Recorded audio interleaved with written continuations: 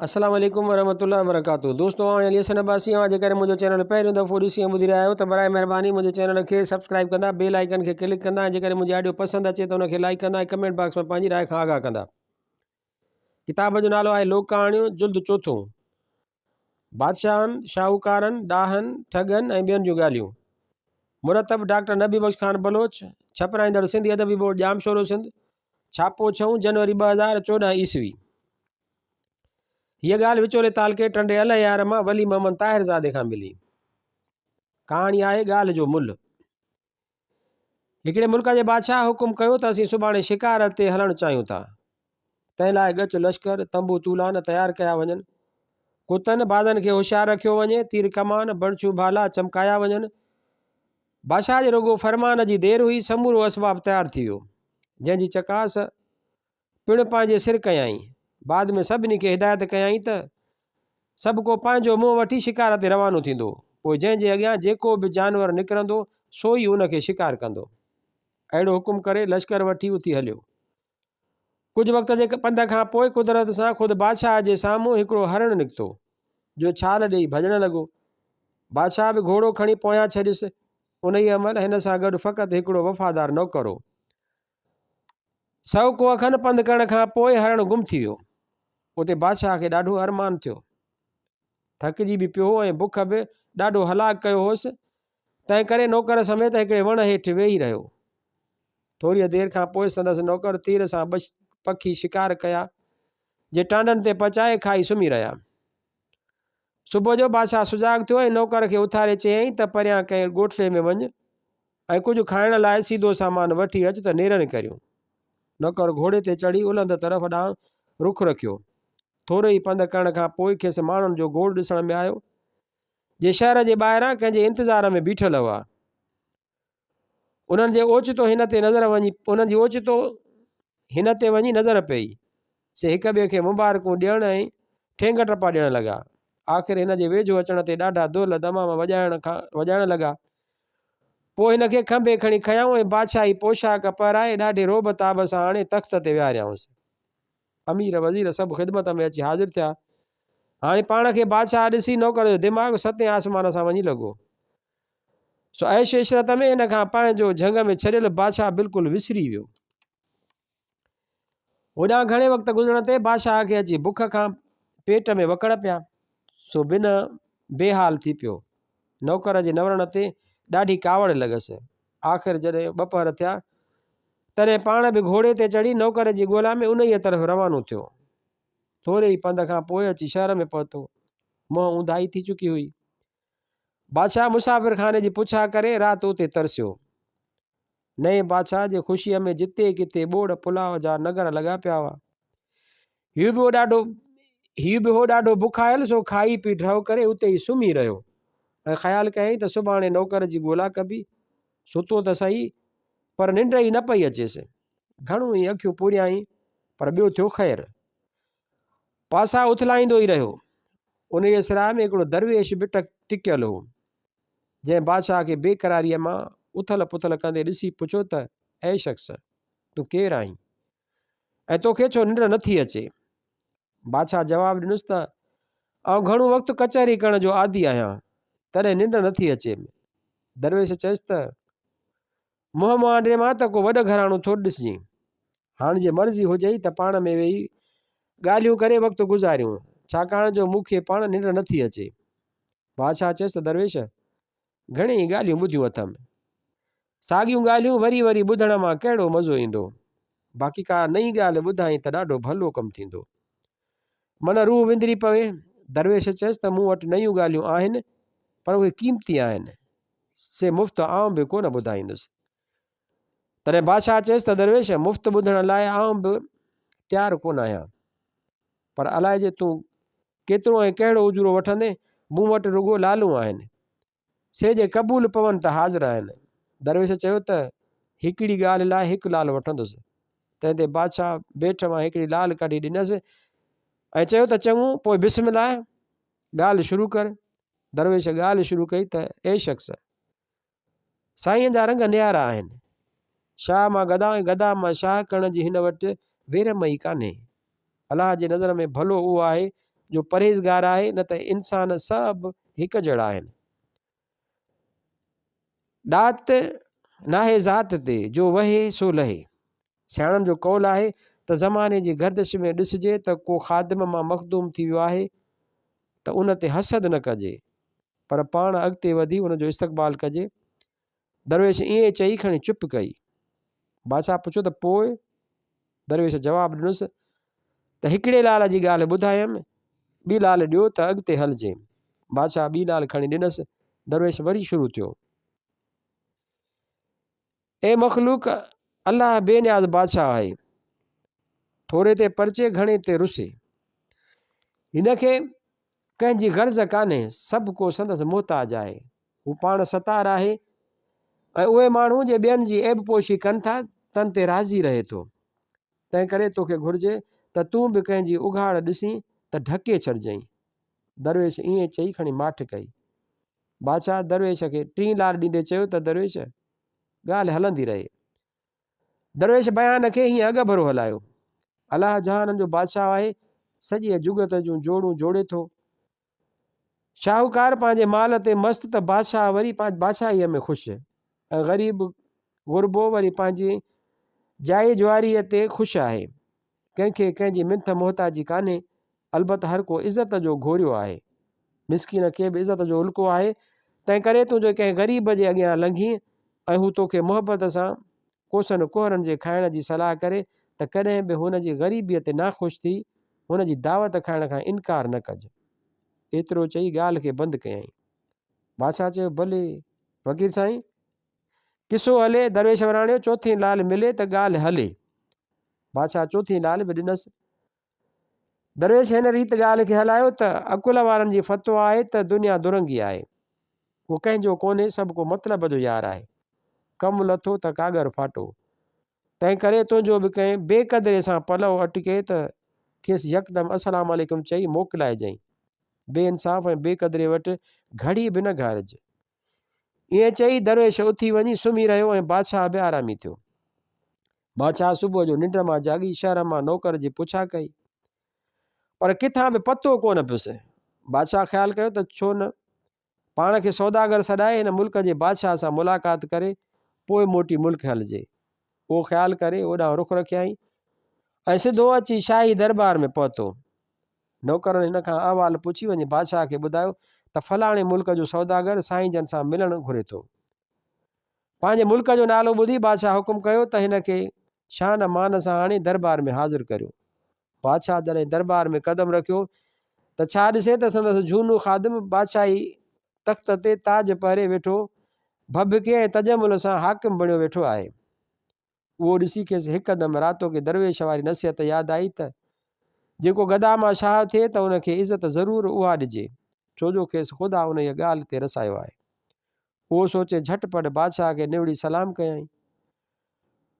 बादशाह जो भरीअ दरबार में ईअं सलाम कयो त ख़ादिम बादशाह जूं अखियूं चरख़ करे छॾियूं ऐं छा कयईं जो संदसि आदाब बजाइण लाइ तकड़ा क़दम खणी अची भाकुर पाताईंसि ऐं खेसि पाण सां वठी दीवाने ख़ासि ॾांहुं हलियो वियो।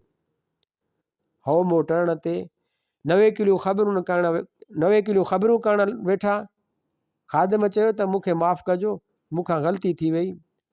भला ग़लती बि छो न थिए, जो मुफ़्त हुकूमत मिली वई, एॾा बि कन जा भाग।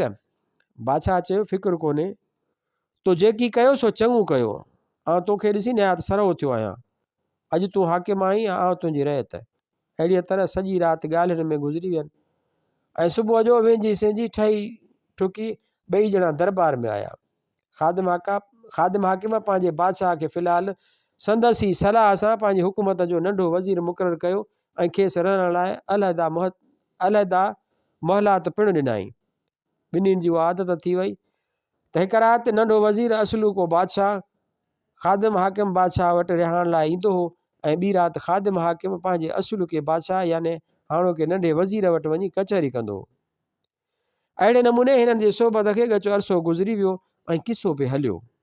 हिकिड़ी राति नंढो वज़ीर हाकिम खे पंहिंजे जाइ ते उमाण पियो वियो। कंदील संदसि हथ में हो।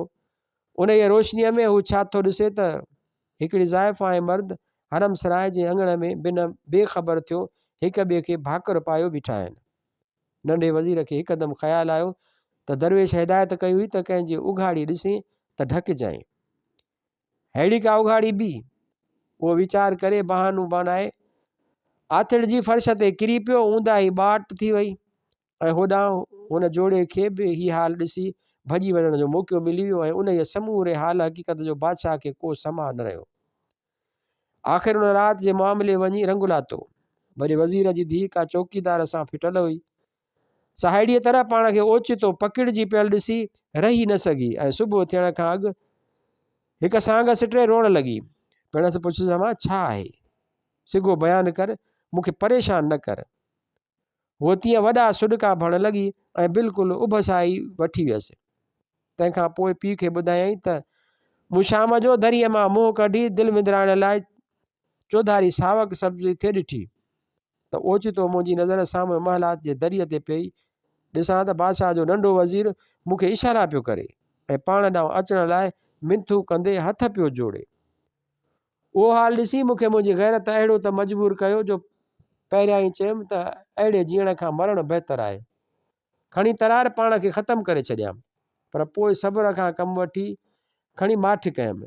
बसि उहा घड़ी ऐं उहो वक़्तु आउं बिल्कुलु बेचैन थी पई आहियां त कीअं उन वज़ीर खां हिन जुरत जो बदिलो वठिजे। हीअ हक़ीक़त तव्हांखे ॿुधाए आजी थी करियां त छा पंहिंजे बादशाह अहिड़ा बदमाश ऐं लफंगा माण्हू वज़ीर बनाया आहिनि जो असांजी असमत में अखियूं विझंदे खेनि को बि हया या अदब कोन थो थिए। उहा ॻाल्हि ॿुधी वॾे वज़ीर जी कावड़ जी हद न रही। धीउ खे चवणु लॻो त उन बेहया खे हुकूमत ॾेई असां पंहिंजूं लॼूं लुटाईंदासीं छा? बसि या नंढो वज़ीर हूंदो या आउं।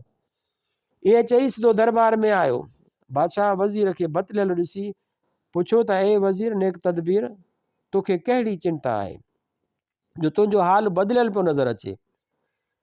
वज़ीर चयो बाने खे इंतज़ारु आहे, ख़लवत में कुझु अर्ज़ु करणु घुरां थो, महिरबानी करे मुंहिंजी हक़ीक़त खां आगाह थियणु फरमायो। बादशाह ऐं वज़ीर सिधो ख़लवत गाह ॾांहुं आया। वज़ीर पंहिंजे धीउ वारो हथरादो बनायल किसो सरबस्तो करे खेनि ॿुधायो। बादशाह ॿुधण बाद चयो त ए वज़ीर, पोइ छा कजे?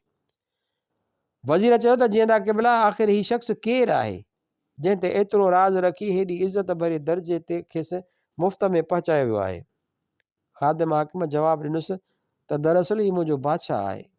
वज़ीर चयो त जे उहो तहक़ीक़ बादशाह आहे त तव्हां ॼाणी वाणी पंहिंजे पेर ते कुहाड़ो हणी रहिया आहियो। एतिरो बि नथा ॼाणो त हीउ बादशाह थोरे वक़्त में ई हुज़ूर जन जे मुल्क खे हासिलु करे पंहिंजे असुली हुकूमत सां गंढे ॿिन्ही हुकूमतुनि जी वाघ पंहिंजे वस में रखंदो। तंहिं करे जेतिरो थी सघे ओतिरो जल्द हिन खां पलांदा आजा कराइण में ई भलाई आहे। बादशाह वज़ीर जी उहा गुफ़्तगू ॿुधी सुन थी वियो ऐं खेसि चयईं त पोइ का अहिड़ी खेॾ कर जो नांग में मरे ऐं लीको बि न रहे। वज़ीर चयो तव्हां छुटा। वज़ीर चयो तव्हां छुटा आहियो, ऐं सॼो इंतज़ाम पाण ई थो करियां। तव्हीं फ़क़ति उन वज़ीर खे एतिरो सो हुकुम ॾियो त सुभाणे सुबुह जो सवेर शाही कसाब खाने में वञी कासाइनि खे हिदायत करे त बादशाह जे खाइण जो गोश्त सुठो नथो मिले, तंहिं करे नज़रदारी ऐं चकास बि करे ऐं उहो बि ॾिसे त अहिड़ी कोताही कंहिंजी आहे। बादशाह खे उहा ॻाल्हि चई। वॾे वज़ीर इजाज़त वरिती। वञण शर्त कासाइनि जे जमादार खे घुराए खेसि ताक़ीद करे चयईं त बादशाह सलामत जो फरमान आहे त कसाब खाने में सुभाणे सुबुह जो जेको बि पहिरियों माण्हू को सरकारी हुकुम ॿुधाइणु अचे तंहिंखे हिकदमि क़त्ल करे छॾिजे ऐं संदसि सिसी ठाकूअ में विझी सील करे महफ़ूज़ रखिजे ऐं जॾहिं ॿियो माण्हू उते पहुचे तॾहिं खेसि उहो ठाकू ॾेई बादशाह सलामत जे हुज़ूर में वापसि रवानो कजे। पर उहो सभु कमु अहिड़े नमूने सां सर अंजाम ॾिनो वञे जो का वेरम ई न लॻे। जीअं त हीउ कमु निहायत जुरत जो आहे, तंहिं करे कंहिं तमामु सिक में मुड़ुस खे अॼु ई हिन कम ते मुक़ररु करे ताक़ीद करे छॾिजे। जमादार वॾे वज़ीर जो उहो हुकुम ॿुधी मोटी आयो ऐं 2-3 पहलवान कासाई हिन कम लाइ मुक़ररु करे छॾियईं ऐं खेनि समूरी ॻाल्हि पिणु सम्झाए छॾियईं। अञा सिज उभरण में घणी देरि हुई त वॾे वज़ीर नंढे वज़ीर खे बादशाह ॾांहुं मोकिलियो। जंहिं वॾे वज़ीर वारा सेखारियल लफ़्ज़ खेसि चया, नंढो वज़ीर हुकुम जी पैरवी करण लाइ घोड़े ते चढ़ी कसाब खाने ॾांहुं रवानो थियो। ख़ुदा जी कुदरत जो उन ॾींहुं रस्ते ते का शादी हुई। घोट जो सर्कस निकिरी रहियो हो त हीउ बि अची उतां लांघा उथियो। घोट जो पीउ हीउ सुठो सूण सम्झी ॾाढो ख़ुशि थियो ऐं वज़ीर साहिब खे मिंथ कयईं त भलाई करे पंहिंजा नेक ऐं कुर्बाइता क़दम असां ग़रीबनि जे झूपड़ीअ ताईं घुमायो ऐं हिन कखाए घर खे शरफ़ ॾियो। वज़ीर पहिरियां ई त हिन जी ॻाल्हि ते ध्यानु ई न पिए ॾिनो, पर पोइ दरवेश वारी ॻाल्हि दिलि ते तरी आयसि ऐं बिस्मिल्लाह करे घोड़े तां लही पियो ऐं वञी काज वारनि जे कखनि में वेठो ऐं शादीअ में साणनि शरीक हाल थियो। हिन किसे में अलबत वज़ीर खे कुझु वक़्तु लॻी वियो। जॾहिं ॻच महिल गुज़री त वॾे वज़ीर खे पक थी त कासाइन नंढे वज़ीर जो कमु तमामु करे छॾियो हूंदो। सो तकिड़ो तकिड़ो घोड़े ते लांघ वराए कोस घर ॾांहुं भॻो।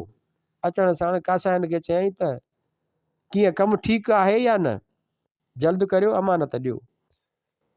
हिननि वराणियुसि त साईं अंदरि हलिया अचो। वॾो वज़ीर जीअं अंदरि घिड़ियो तीअं खेसि चओ खंभो ॿधी अची कातियुनि सां वरिताऊंसि। बसि पोइ त हुयूं हुन जूं दाहूं ऐं रड़ियूं।